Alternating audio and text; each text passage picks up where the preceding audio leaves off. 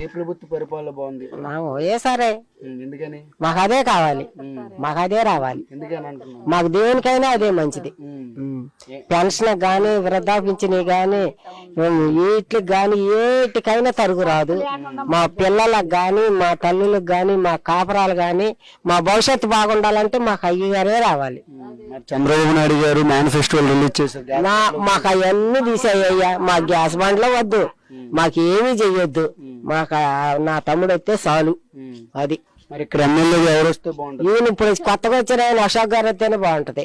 అశోక్ గారు వస్తే మా తమ్ముడికి కత్తి పరిపాలన కత్తి అందుబాటులో ఉంటది. మాళ్ళలో వస్తే ఏమై ఉంటది, ఆయనే కావాలి, ఆయనే రావాలి, మా తమ్ముడే రావాలి, ఏటికైనా ఆయనే రావాలి. అయితే ఈసారి పక్కాగా గెలుస్తారు. పక్కాగా దెబ్బ కొడతాం, నుంచొని చేపిస్తాం, నుంచొని మాట్లాడతాం. 30 మంది 100 మంది